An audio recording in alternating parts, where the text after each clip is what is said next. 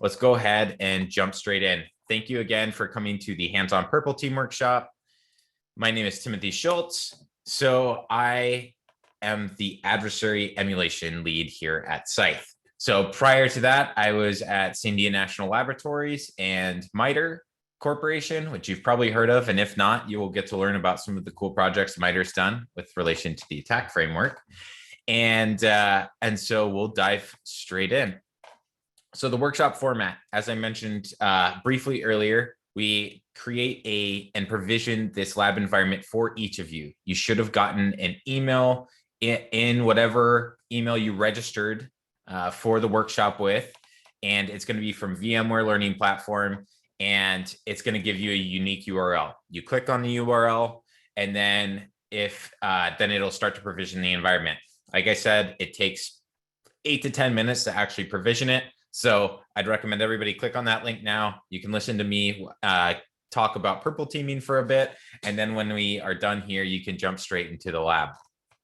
Overall, this is going to be 3 hours. It is self-paced when we get into the environment. Now I'm going to go through and walk through sort of the environment in small increments to sort of go through during the whole time. So if you feel like it's a bit much, just wait for me. I will walk you through everything. And then at the end of each couple steps, I then give some time for you to walk through it. And then we'll sort of move forward from there. So there's going to be 4 different systems within the environment. You're going to have access to 2 by default. And so we also have like we have a domain set up in there so you can mess around with a couple of the other TTPs if you want.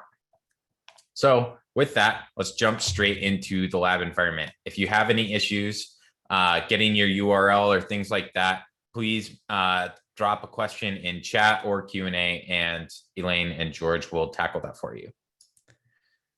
So with that, we're going to talk about what is our purple roadmap. So we want to get into what is purple teaming. We've got a little bit of a preview here on the right side of the purple team exercise framework that George and SCYTHE have come up with. But we're going to walk through sort of how we've gotten to purple teaming, the different aspects of it, red team, blue team, cyber threat intelligence, how to actually do a purple team exercise, some lessons learned, and then we're going to jump straight into that hands-on time. So with that, let's dive straight in. What is a purple team?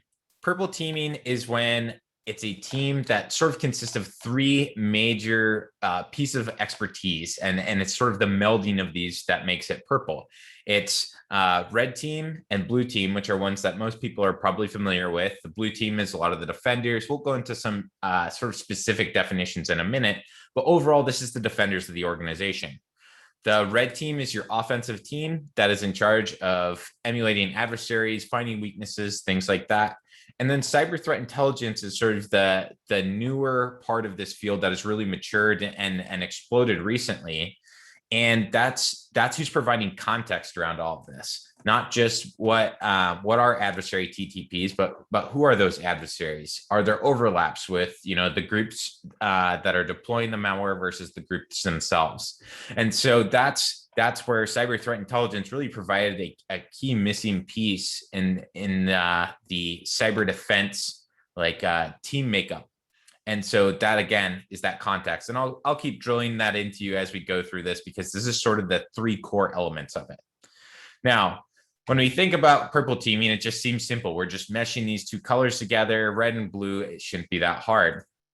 We think everyone's going to sit around the table and work together. But unfortunately, the reality is that's not always the case. We have people that are, red and blue have sometimes had a very adversarial relationship because the blue team is seen as trying to prevent the red team from winning. And that means that they block all of their IPs. They're able to stop everything, detect everything, boot them out. And the red team only sees success if they go undetected or if they get domain admin or something like that. And so that's where oftentimes when you hear about these adversarial relationships, even within the same organization, it's sort of built off of some of those older historical problems that have been in information security. And so that's what we're looking to address with purple teaming. So first, let's go ahead and start with, here we go, a case study. So let's start with my slides updating as I click. but we have a scenario here that I want to walk through that's sort of a positive to start out on what a purple team can actually do. And so this is from SCYTHE. We had the National Motor Freight Traffic Association was nice enough to not only allow us to do this exercise and for us to work with them, but they allowed us to talk about it and publish it. And so we've got a whole talk on this that I'll highlight that George and Bryson did at CactusCon this last year, which is really good. I always recommend people go and watch that, but I'm going to give you sort of the condensed version here. And so overall, they brought us in and said, we can't spend any money on new technology. That's one of the constraints and challenges here. And you can only tune the current security controls, but we need to do a lot better against different adversaries we're seeing. And so with this, we outlined a 6-week purple team exercise. We're working from assume breach scenario here. And so that's we're not worried about exploits. We're not worried about what that initial compromise is. We are assuming that that's going to happen somehow. And so at SCYTHE, we were hired to perform all 3 roles of the purple team, be the red team. So we're doing all the attacker TTPs. We're the blue team. We are building defenses, and then we're also the cyber threat intelligence. So we're providing context around both what the red team should be testing, are also around what the blue team should be looking at as far as what are the threats that they should be looking at. And with that, let's get right into the threats. So for each of these 6 weeks, we wanted to build out a test that was going to, that we weren't just building defenses that were overly catered to one specific adversary. We wanted to build something that was on behaviors, common behaviors that are seen. And so that's why we changed the adversaries that we're emulating each time. And so for week 1, this was just baseline testing to see where are we starting with? What is our starting point? And so making sure that our C2 worked, understanding what defensive controls were in place, as well as what should be already detected, what should be blocked, what should be stopped. And from there, we started with APT-19. It's a low sophistication Chinese threat actor. And so this is, doing things like on the command line, not trying to be very stealthy, not really varying their execution methods, that kind of thing. And from there, we continue to increase the sophistication and change the TTPs that the adversaries would be testing. And so we did this for 4 weeks. And then with the last week being a free play, this is something that to really stress test all these new defenses that we've built, we have to make sure that we can do all sorts of new things as well to see just where the limits of everything we've built is. And so our initial baseline, that week 1, 94% was undetected. And so that was not just undetected, but it wasn't logged. And so that's where trying to figure out what are additional logging mechanisms that we need to enable. Again, we can't spend any new money. And there were a couple of things that were detected in block. And so some of these were the initial like PowerShell execution, things like that. And so at the end of our 6 weeks, at the end of our free play and all of that, we got up to 64% detected. A lot of that new logging came from Sysmon, which is of course a free tool from Microsoft. And so we built these alerts for the SIM that we were working with, was called Event Sentry. And so what's really cool is besides NMFTA allowing us to release all of this, Event Sentry also did a blog post and series of releases based on this exercise that we did here. So it's really neat that we were sort of all able to come together for this, both SCYTHE, NMFTA, and Event Sentry, and all sort of come out and showcase exactly what purple teaming can do for you and for your organization. And so, and this was, keep in mind, this is 6 weeks. So relatively short time for, deploying Sysmon, for fine tuning any new detections, things like that. So, I mean, I think most people would say this is a pretty awesome increase in just a little over a month.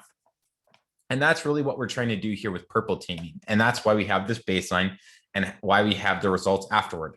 It provides us metrics in which to measure exactly what happened during those testing and essentially what that purple team bought. And so that's, I mentioned that this is just a condensed version of the talk. George and Bryson go into much more detail about specifics, and I'd highly recommend checking that out if you're interested in what a longer term purple team engagement can do for you. Because a lot of times what we're talking and we're going to walk through here is something that might be, a few hours or a few days, but 6 weeks, it was, work every day, but it had a really, really good result. So here's the link to the talk. The slides will be sent out at the end. I think they may even already be out on Twitter. So I'm not going to hold George to that, but these are similar to also some of the ones that we've done in the past. So if you can find that, we always release them afterward, so you don't have to worry about trying to find out exactly where they are. I'd say follow us on Twitter if you want, because we always retweet out the slide links directly afterward. And we also normally release the YouTube video of this, so you can rewatch it again. We also have the previous ones that I've done also on YouTube. So if you want to see if there's any variation or something between them, can go check it out. So this is one of my favorite slides to sort of leave up and go over really quick, because I think this is super important to the messaging of purple teaming and where some of the sort of adversarial goals between red and blue have sort of come from. Is we are all, as red teamers, I have a red team background, offensive security is about providing value. And so it's about providing value to the organization and making sure that everybody understands they're all on the same team. So this is just, this is a key statement here that I like to highlight, is really important when, especially when you're a red teamer and coming to talk about purple teaming to an organization. People are sometimes inherently distrusting of anyone that comes in and say, hey, I'm going to run some adversarial TTPs, whether it's doing ransomware or something like that. You have to build that trust. And so that's the viewpoint you want with offensive security. So talking about offensive security, let's talk about the ethical hacking maturity model. So how did we get to purple teaming and adversary emulation from where we've built up? So I'll first say that TTPs and what we're emulating with adversary emulation, it's not CVEs. Those are different. Making sure you're testing both is important to your defensive posture, because you want to make sure that you're patching, you're doing all the normal stuff. And that's why we're starting with vulnerability scanning, and vulnerability assessment is sort of the traditional starting point. Obviously, your organization might be a little different. This is sort of a generalized model. All credit to SCYTHE and George for building this initially. So this was before my time at SCYTHE that we built this out. But I think what's really important is to showcase just how you can build onto what you have. And so vulnerability scanning, like I said, vulnerability assessment, those are still really important parts of making sure that your organization is well defended. Going to move to like penetration testing is something that's going to start potentially from the outside, work on exploiting any vulnerabilities that they're able to find. And even penetration testers and red teamers are still using, they're still working with assumed breach now. So it provides a really nice segue into purple teaming and adversary emulation, which are going to be a lot more transparent. It's going to be very methodical, very deliberate. And so that's where sometimes it can be, it can be really grinding to sit around and say, all right, what is our TTP? What are we going to go through? But this is how you get results in this area. And so that's where it involves everyone coming together. But really what we're trying to test is overall, not just specific security controls, but we are testing the people, the processes, and the technology. So it is all three of them. And that's why it's not, the purple team involves getting everyone together.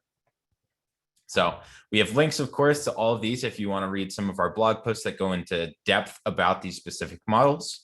And so I also want to just highlight real quick. We're going to go over red team, blue team, adversary emulation. It's just sort of the, we have a slide on each that goes over the overall goals and definitions. So I'm going to just pull out a couple of key things for each of them. The red team, what I really want to talk about here is the emulating the TTPs to test people, processes, and technology. Notice this isn't just about finding holes. Some red teams are going to do that, and depending on the scope of what you're red teaming. We're talking about enterprises and organizations here. And so the key part that I really want to highlight, that your customer is the blue team.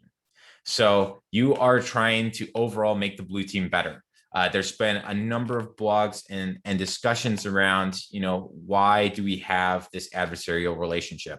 And so why do we need purple teaming and things like that to get us to all come around to the same table?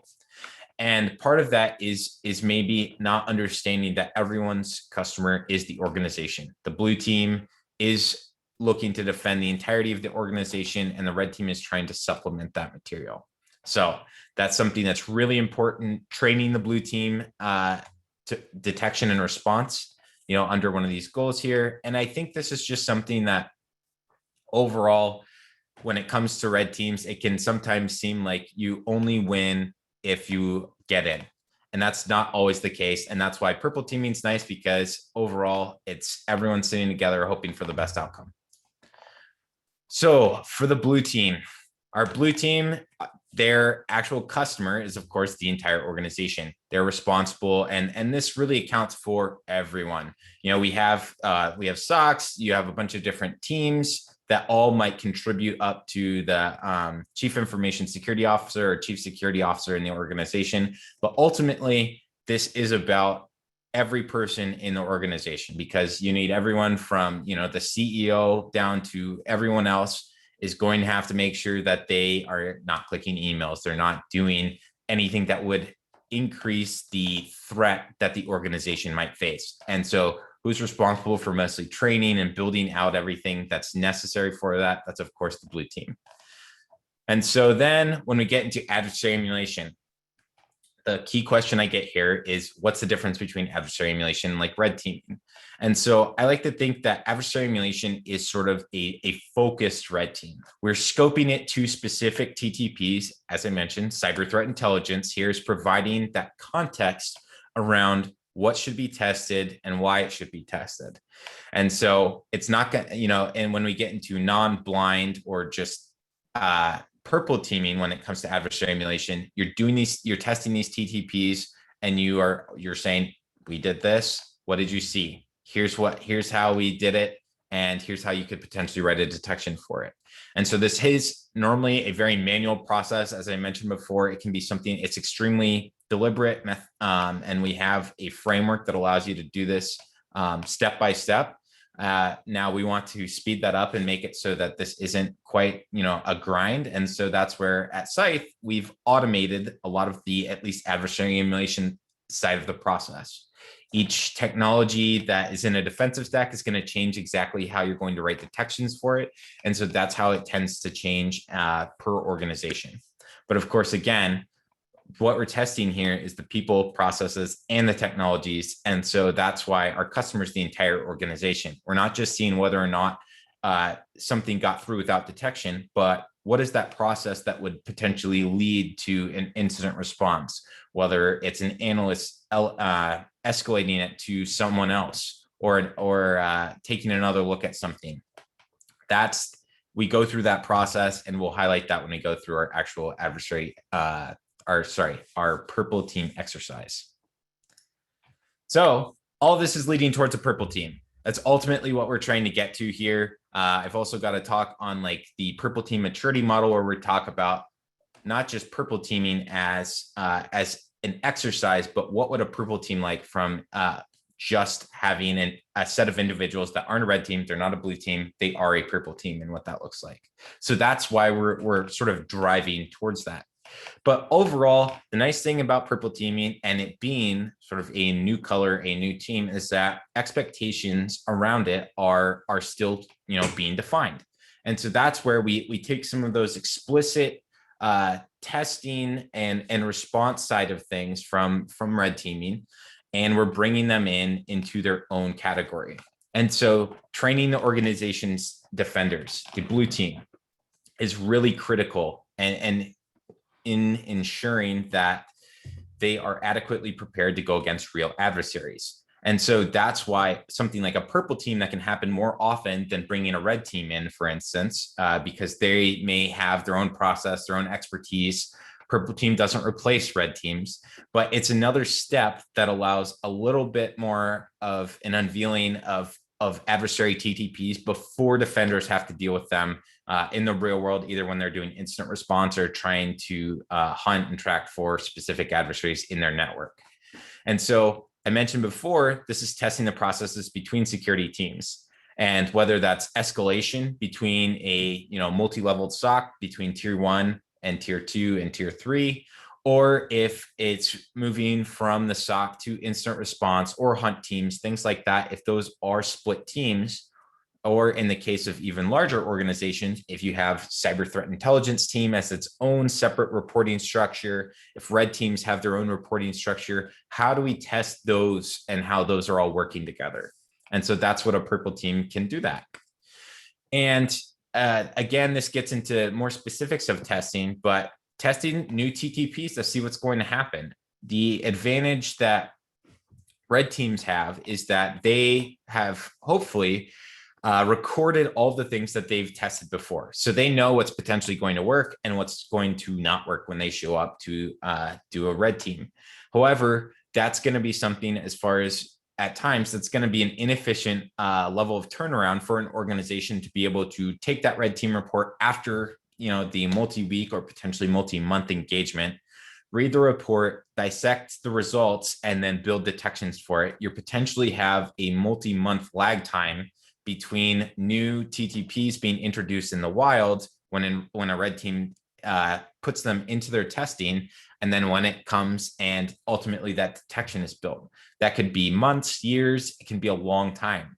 Or with a purple team, if there's a single new technique that comes out, that's something that can be tested immediately, and you can see and sort of understand the impact that it's going to have.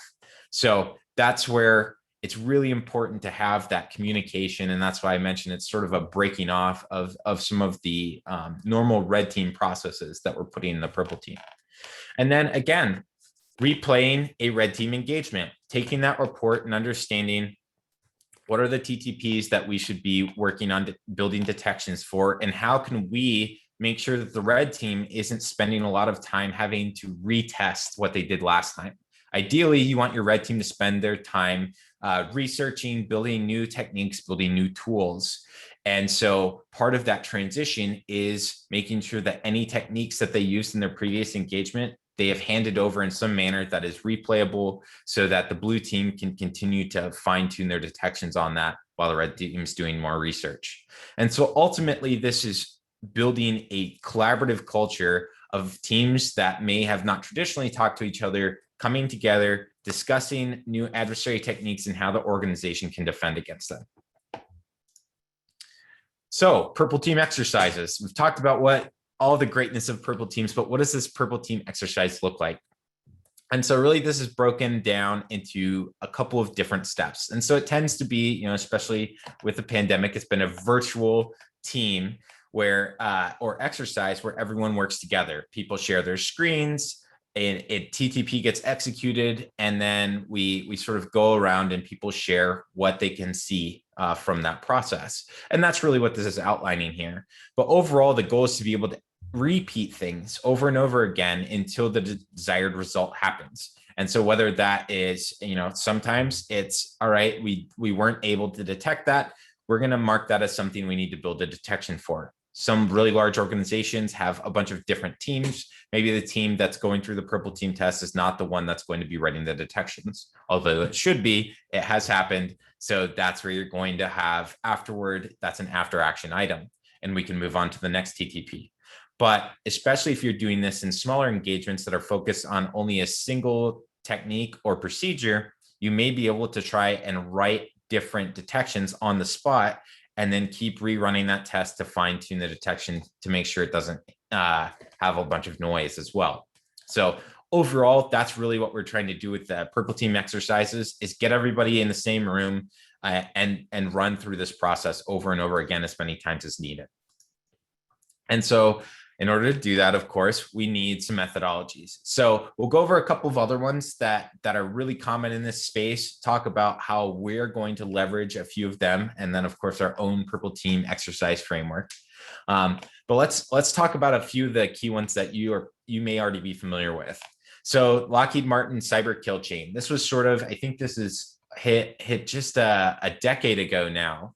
We're maybe a little over a year or a little over a decade since its initial release, with the key thing being here identifying a common kill chain that adversaries were going through and allowing defenders to choose and potentially try and figure out only one area that they were going to try and catch the adversary in order to understand the rest of the chain. That they didn't have to necessarily defend everything in order to catch an adversary, that they could focus on specific aspects of the kill chain. And so some additional work was done on that, and the unified kill chain, cyber kill chain, was released. And so this was meant to take into account additional things because at the cyber kill chain, step 6 and 7 are command and control, and then basically the actions after compromise or actions on objectives. And so some of the feedback was that there's a lot of things that happen for actions on objectives, and sort of sticking that all under one step was something that didn't go into quite enough detail to address all of the things that could happen in a current enterprise. And so that's why the unified cyber kill chain came out. Now, there's a ton of different adversary emulation exercises, frameworks, depending on your industry, finance being a huge one that has, of course, some of its own. The key thing I want to jump down to here at the end is that the Purple Team exercise framework. And so with that, we're going to be using MITRE ATT&CK to give us some additional techniques to test, the overall tactics, and of course, we're going to dive into specific procedures as well. And so this is what the cyber kill chain looks like. I mentioned before, most of what we're doing, especially in an assumed breach model, is we're focusing on the last two here. And so there's a lot of things that we're testing. And as you'll see when we show MITRE ATT&CK, which I think is this next one here, is that the majority of this, they do have some like initial access, and ATT&CK has since been updated a few times and has taken into account earlier stages of the cyber kill chain. However, overall, the majority of these commands were built and happened after a compromise has already occurred. And so this is a lot of different behaviors to try and work off of when you're only working off of one or two steps. And so that's why, depending on what you're testing and where you're trying to test, you're going to use some of those different methodologies. And that's why we've focused on MITRE ATT&CK for our purple teaming, is because it provides a lot of that actions on objectives. This is the area where adversaries have the largest impact. And it's also the area that is within your domain and hopefully within your control. So if you do want to download the Purple Team exercise framework, I'm going to walk through it here. We do have it. It's free. It's on our website. And so it's just scythe.io/PTEF. So as with a lot of these different frameworks, so, George, credit to him, has written a bunch of these, has worked, for many years in security, helping develop some standards. And one of the key things that we wanted to outline when we were creating the Purple Team exercise framework was outlining specific roles and responsibilities. Because the number one question you always see when you see frameworks is, well, how do I operationalize this? How do I bring this into my organization and use it? And so part of the way that we're trying to help facilitate that is by providing an explicit set of, here's the roles you need, here's the responsibilities they have, and here's the potential title of the person that you would want to do it now. I mentioned before at the very beginning, you can have one organization, SCYTHE in that instance, performs almost all of the roles. Obviously, we had to work with the NMFTA in order to make sure that we had sign off from somebody that was in charge of their security at their organization, because you want to have support from as many people as possible.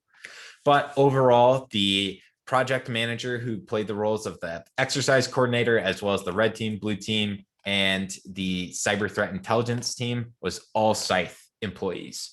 And so that's just something that you can play, have a multi-hatted role. However, as we dive into this and as you start doing more and more purple teams, you'll see that there's a reason that they are defined separately. Is because the exercise coordinator has one of the hardest roles here, because they are the one driving everything. So as you're going through this, again, going back to that, how do I operationalize purple teaming and that kind of thing? George has given a lot of talks on this, Bryson as well. And a lot of it is working through this, being very deliberate and following the roles and responsibilities. So go through it once as we've defined it, and then sort of adjust it to whatever works for your organization. So of course, with purple teaming, you have to, get people to pay you to do purple teaming, or you have to provide value. And so that's where, when we get to, I'm going to call back to sort of what we did at the very beginning to showcase how do you show that value that purple teaming is worth it. And so, because you're pulling people out of the SOC, you're pulling people potentially out of hunt teams, all those things for a day, for multi-days. If you are doing like a multi-day or multi-week exercise, it's good to have those people in the room. So you have to convince your senior leadership teams, management, all of that they are better spending their time in your purple team exercise than they are doing their normal day-to-day job. And so part of that is really about the metrics and talking about, here's how we're going to record this, this initial baseline. Here's how we're going to show our value after our 6 weeks. And sometimes it means starting small, starting with a purple team exercise that's a few hours. Maybe you're only testing 1 or 2 techniques or a very specific procedure, and then showing exactly how it maybe exposed a gap that the team wasn't aware of. And then you were able to write a detection for it. And there you go. You now have a metric that you can showcase to expand your purple team efforts, and you can continue to build out from there. So time requirements, obviously 6 weeks is a long time to do a purple team engagement, but we can, as I just mentioned, do something all the way down to a few hours. And we have teams that we've talked to that are doing this on a weekly basis. They are doing a specific procedure or a new technique, or validating their assumptions on an old one that they think they already have good detections for. And so they'll everyone gets together, on like a Wednesday, I think, and for 2 hours, that's what they do. They go through, the red teamer executes, and then they say, all right, did what we expected to happen, right? Did that alert pop up? Did we log it in a way that we're able to hunt for it later? That's the kind of thing that you as an organization can do with a relatively small time commitment and still incorporate purple teaming. So it doesn't have to be this big 6 week thing. You can start out small and continue to build it out. So purple teaming sounds great, you tell me. All right, well, how do we go about building, how do I choose what TTPs to try out or test, or even say that we're going to test? And that is where I keep mentioning throughout this that, we have context is so important. And that's where cyber threat intelligence comes in. So I had 2 former coworkers, Katie Nichols and Cody Thomas, are both fantastic. They, to give shout outs to them.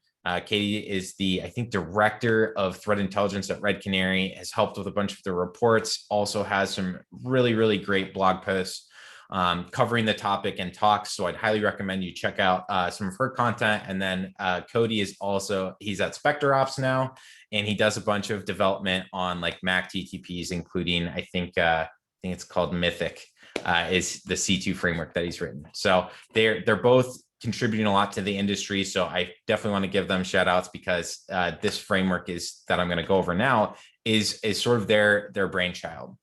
And so we have here, it looks very similar to the cyber kill chain as far as the graphic, but what we're going through is how you can start from zero and actually start building out a plan.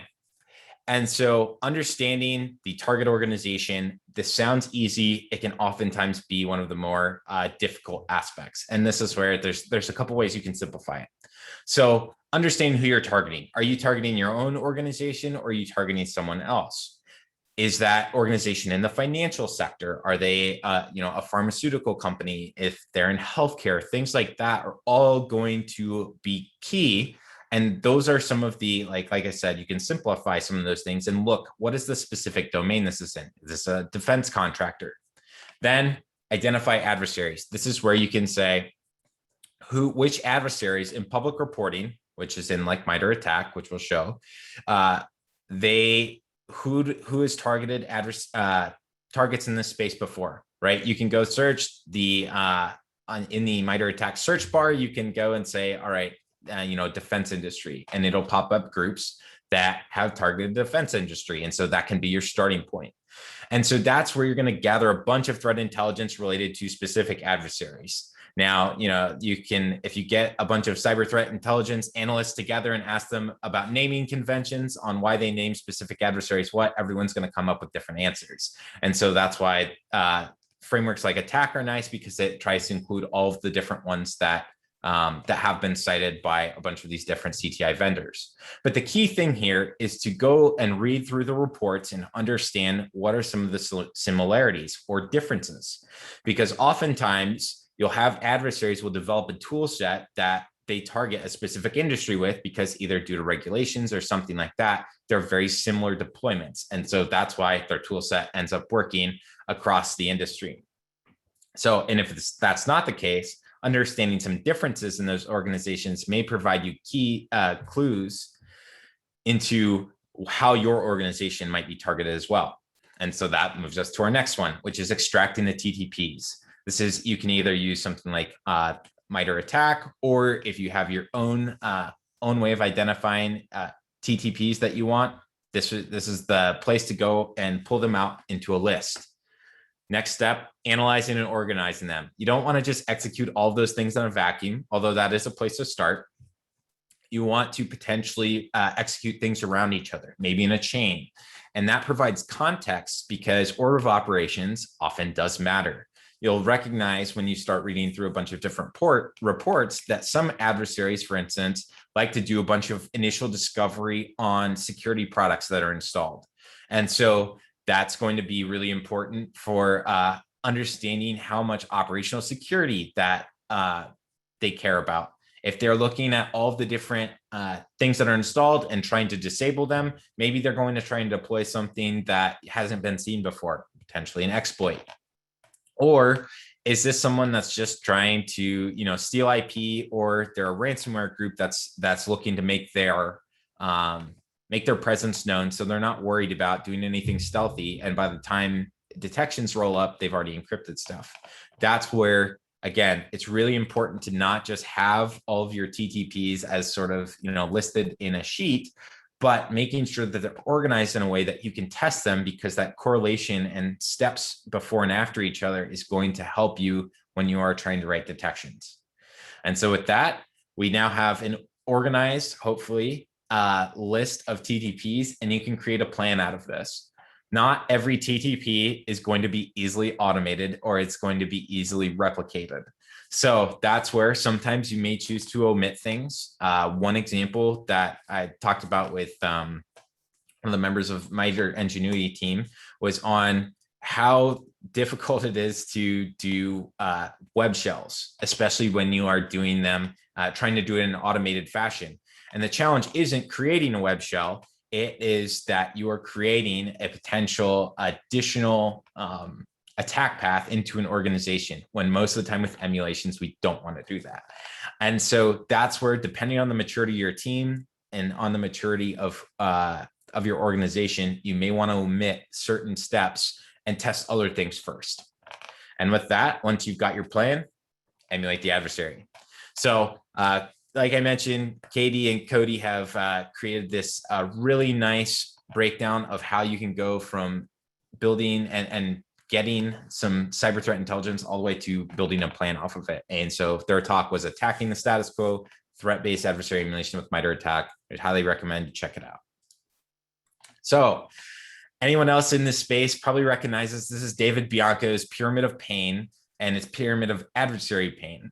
And so there's a couple different ways to describe this, but overall, what we're trying to do is we're trying to get to the pinnacle of this pyramid. And so starting at the bottom, hash values. These are the easiest from a defense standpoint to incorporate into your existing tool set. You throw a hash value in, it's an indicator of compromise, boom. All right, it's integrated. We can scan our network for it, no problem.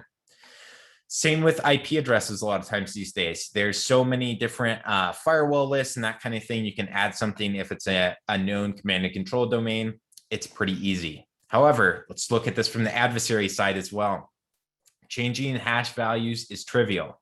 There are tools out there and there are adversaries that will do just bit flips, or because they're extracting different parts of their payload, it's going to change how it looks on disk. And so that hash value is going to change. A lot of adversaries these days are using cloud infrastructure, which means domain names, IP addresses are also quite easy to change, especially with all the automation tools that are out there.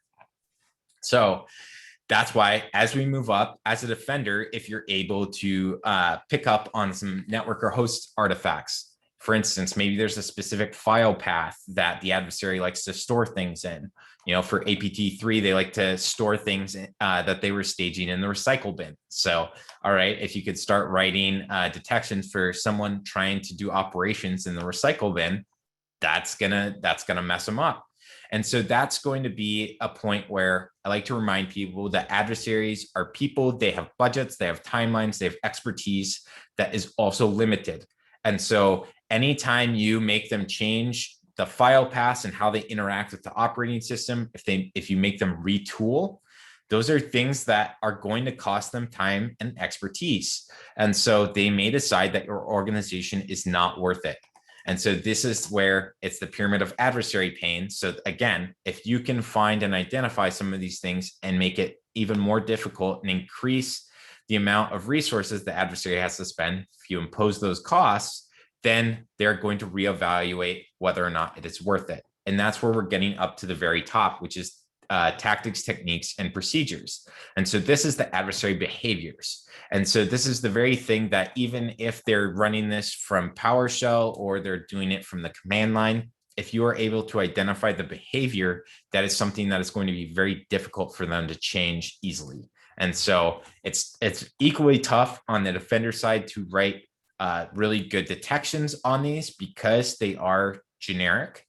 But it's something that is going to be your quickest path to sort of resilience against some of these. So how do we extract TTPs out of a report? This is a screenshot from an old FireEye report, and this is basically everything that you can pull out of it. And so this is showing how you would extract things that would map to an old version of MITRE attack. And so this is how analysts can go and read through. Now, since the screenshots come out, a lot of the cyber threat intelligence vendors and people that do release any reports have done a lot of this for you. However, as you'll see when we get to our lab, that's not always the case. There's sometimes where there are gaps or, you know, something was based on an old report. They didn't pull out all the MITRE attack techniques, so you may have to do it yourself. And this would be how. So once you've extracted everything, you can communicate it in the ATT&CK Navigator layer. This is another free tool that MITRE's released. It's on their GitHub. I recommend checking it out. You can play around with it. The key thing here is that it allows you to sort of showcase, and this isn't even the entirety of MITRE attack anymore, but it allows you to give a high-level view of exactly what you're testing. And so it goes back to what we used to call stoplight charts, where you could, you know, say whether something was red, yellow, or green on whether or not you had good detections for it. However, there's all sorts of discussion around, you know, what does it take to get between those? And so that's something that, you know, is going to depend on your organization, is evaluating where exactly should we be looking for detections, and because you can't get 100% coverage. So again, this is going back to that methodical, organize everything.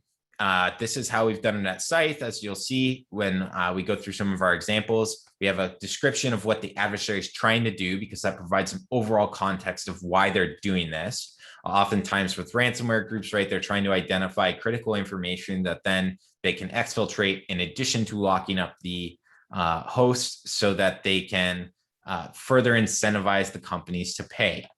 And so tactic here is on the left. So those are that really high level adversarial goals. Not everyone is going to use every tactic, but oftentimes it does end up spanning across quite a few of them. And then we have a description of the technique ID, and then what it's doing. So as far as adversary emulation plans, if you're not sure where to start, we do have a bunch that we release through our Threat Thursdays. George and myself end up building out these, and it's a 5-10 minute blog post that's just meant to encompass especially some like more recent threats. We've done like DarkSide, Conti, especially after they made big news. And so that's a place to start, is you can see how we've done it. And then you can use either your own cyber threat intelligence or leverage ours as sort of a template. So they are available for free to the community. And then we'll show you how in the lab, you'll see how you can use the SCYTHE built threats to import and test really quickly. So here's what we have for Orangeworm. This is going to be one of the tests in the environment that we'll go through. So this was, again, we have this description. It's targeted organizations in the healthcare sector. And we just have a list of all the different things that we can test. So we'll dive into that more in the lab. So I don't want to take any more time up that you all could spend hunting around the lab. So as far as logistics, when you're actually doing a purple team exercise, so you've got your plan and all of this. Now we've done virtual for the past, year and a half. And that's worked really well, as long as everyone can share their screens. And so that's really a key part of this, is not just people taking their word for it, but saying, all right, I'm going to share my screen. Here's exactly the command that we're executing. And then we pass it over to in one case, it was a level 1 SOC analyst and what they saw and what they would do and walking through that process. And so they would go and say, all right, this is a suspicious domain. At this point, I would go inspect this, and then I would elevate it to, the level 2. And so we went through that whole process, and they shared their screen. And so that's really important, because communication is key. And that's really what's going to drive your logistics, besides cost, of course, is going to be, how is your team used to communicating? If everyone is used to sitting around a conference room table, then that is probably going to be the way that you're going to want to do this. Because making sure that everyone understands what's happening, and especially that exercise coordinator that's going to have to document everything, that is going to be key. So that's where, we highlight all these points. It sort of just went over the overview, but making sure that everyone can communicate is really important. So I think that should drive your logistics. And, oh, there we go. Target systems. We always get this question, especially when we are emulating ransomware, is where should I test? Should I set up a test bed? No, you should test in production. And let me tell you why. The reason to test in production is because that is where all your adversaries are going to be. That is where all of the noise for your detections is going to be, and hopefully where the entirety of your security stack is also deployed. The challenge with test beds is that very rarely do they actually replicate what's going on. Also, it's very easy for a team to, in a test bed, say, well, I think this would work. Let's tune this way up. And so it's potentially allowing the blue team to say, oh, of course we would see that. Like, yeah, we can see that, no problem. PowerShell being executed, we're going to flag that 10 out of 10 times, except in the real production environment, things are executing PowerShell all the time. And so they may not see it. And so that's something that we always recommend people test in production, and then also test not just at an endpoint, but also a server. We've seen this happen time and time again, and maybe it's at your organization too. Lots of enterprises deploy different security stacks to their endpoint clients and to their servers. And so just because you detect something on one does not mean you should make that same assumption for the other one. And so it's really important to validate these assumptions, and that's what adversary emulation is all about. And so whether it's Windows, Linux, Mac, do anything you can, especially more and more organizations are using cloud services. Highly recommend testing those as well. Making sure that you have security tools and an entire list of them is really important, because when we're going through an initial list, it's knowing exactly which security tool is supposed to trigger when and what it is supposed to trigger is really important. So it shouldn't be, let's fire this off and see what happens. There's hopefully going to be some expectation of either an EDR or some other firewall rule that's going to trigger based on the set of events. And if your team doesn't have a great understanding of what should happen in the event of certain TTPs being executed, I highly recommend starting with that, like trying to establish what a baseline and what you think that baseline should be, because that's going to help inform any gaps that you have, not just in, the technology, but also the people in the process. If you think another team is supposed to respond based on a certain technique firing off, you should test that and make sure that that works. And that's, again, these are all the things that purple teaming is going to showcase. So you do want to make sure that your SOC is potentially aware of a purple team activity going on. Sometimes in the case where you have managed service providers and that kind of thing, maybe there's a high service level agreement that you want everyone to make sure that they're falling under, so you're not going to notify them. But I do want to say that we've gotten our best results from being as transparent as possible. Everybody at the table, again, this is sharing the screen and sharing exactly what you see. People can't just say, oh yeah, we detected that. You have to showcase it. It needs to have screenshots potentially and all of that stuff in some method that everyone is comfortable with. But recording is how you get your metrics. That's how you're going to get your return on investment when it comes to purple teams. So again, this is the digital forensics incident response team. If this is going to be part of your purple team test, is not just on whether something is detected or alerted on, but it's going to go through the entire incident response process, including gathering additional artifacts, or if you have specific tools you want to test, make sure that they are aware and included in your planning process and during the purple team engagements.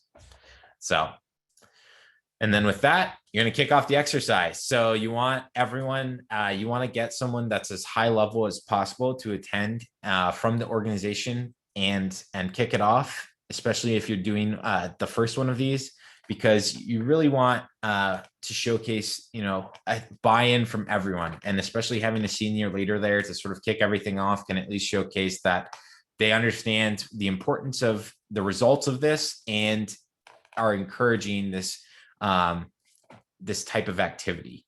And so that's really what we want to do when we kick off the exercise. So talked a little bit about this before, but this is sort of the explicit steps, including, color coded for who would do what. Exercise coordinator is, of course, taking notes during this entire time. They're going to start off by listing exactly what the TTP is and what's going to be executed. Then everyone goes through that tabletop discussion of what's supposed to happen when this goes off. The red team executes it. And then you see where our expectations met. Maybe the blue team, says, oh, we didn't see this. We expected this to fire and it didn't. Let's investigate why it didn't. And so that's where you can build additional detections if necessary, or you can say, all right, we've recorded that didn't meet expectations. We're going to keep going, and then we'll do something at the end. And so then you can repeat it as many times as you want. Recording and reporting. This is something that's always fun.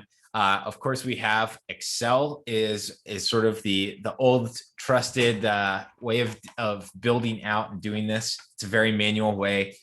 There are a couple of other tools. We're going to highlight Vector and PlexTrack. You'll get the test Vector in the environment to sort of see Vector is a open source tool or it's a free tool, and then PlexTrack is paid.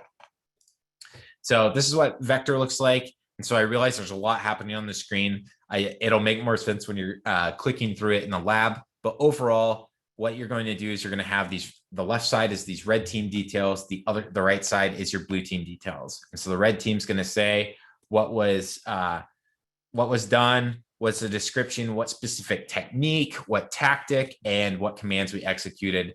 And then the blue team is going to say what was detected, was it blocked, and then they can put what specific tools blocked it, detected it, or gathered information about it. So as you'll see, and as a preview, SCYTHE fills out the red team side of this for you. And so you can really jump straight into that detection engineering point. This is PlexTrack. It also does a lot of really nice reporting. And so we don't have this in the environment, but it's another company that focuses on making sure that you have repeatable reports that you can even run like analytics and things on. And so we've been working closely with them to make sure that SCYTHE results can be integrated into it. And so again, you can do a lot of that reporting and recording of what was seen, what was not seen, and then attach screenshots, do all of that, and build out templated reports so you can do it over and over again. So I mentioned before, the exercise coordinator is the hardest role. And this is why, is that the exercise coordinator is taking notes the entire time. They're driving the conversation. They are the one that's building this trust between all of the teams. And they are also the ones responsible with sending out any notes, information, that kind of thing. And so they're also responsible for sending, any feedback or taking feedback requests to see, what are things that we could do better in the future and potentially modifying based on results of the tests. So that's where I would say put your most responsible person in the exercise coordinator slot, because they're going to need a lot of patience and also need to be somebody that's going to just walk through it and keep moving the teams forward. With that, I mentioned before, purple maturity model. So I don't dive too much into this in this talk, but I do want to sort of talk about it because I think it's where we are going sort of as an industry. And in fact, during the Purple Team Summit, talked to a couple folks that were already, they were members of dedicated purple teams at their company. So this is something that's already happening. And so this is our way at SCYTHE of measuring how you would build out and measure the maturity of the purple team. So to sort of talk about it, instead of cyber threat intelligence and red team, blue team, we've broken this out into two specific areas: detection understanding and threat understanding. And so part of the reason we've built this distinction is that a lot of times you have blue teams, especially SOCs, often have a very high detection understanding. They will have all of these, they will keep up with indicators of compromise. They'll be writing all of this new detection logic, but there's not always that validation of their assumptions that this detection is going to work consistently in your environment.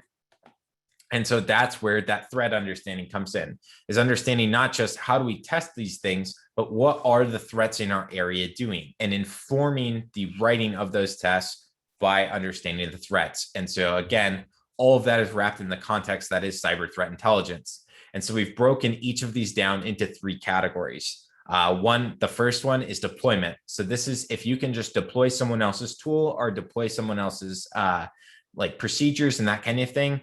That's going to be the level one here.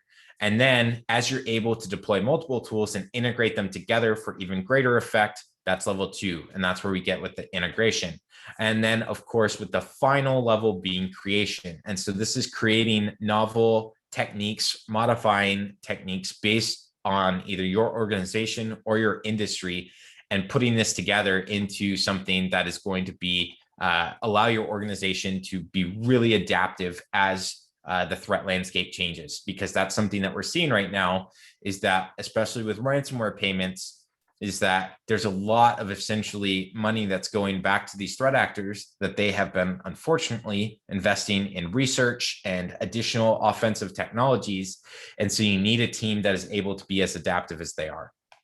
So with that, I do have a full talk on the purple maturity model. Be happy to share it. I've done it on Twitter, I think already, but if you can't find it, just shoot me a tweet and I will send a link out. So overall, resources that we're going to provide you here. One is the C2 matrix. So we have all of this set up. This is just a ton of different command and control frameworks. And so they've all been set up in the SANS Slingshot VM, which we have available in your environment. We also, of course, have SCYTHE. And so SCYTHE is our tool. It's our enterprise platform for adversary emulation. This is what we're going to be driving through with most of the lab. And so, of course, you can use some other ones if you want, but this is your time to try out SCYTHE. SCYTHE is a paid tool. And so we've got, I think, some of our salespeople on here as well. So if you want to learn more about what it would take to get SCYTHE in your organization, please let us know. So I'm not going to go through each of these because you're going to get to come see this for yourself. I'll just mention a couple of key things that you'll see is that we have integration with Red Canary's Atomic Red Team project. In fact, I'll give a shout out to George who pushed some of the tests that we've developed back into the open source repository a couple weeks back. So we do like to contribute to open source as well as integrate with really cool projects. And so with that, I think that is it. And so we've got our swag store. I like to show, this is some of the folks at Scythe have done a really nice job with that. We try and take feedback about what types of swag people actually want. And so we've got hats, we've got t-shirts, sweatshirts. I think we've got stuff for dogs and babies. So there's something for everyone. And this is, save the chubby unicorns. As you know, Scythe's, mascot is a unicorn. And so the chubby unicorns are, of course, rhinos. So rhinos there's several species of endangered ones. So any profits from that are going to go towards them.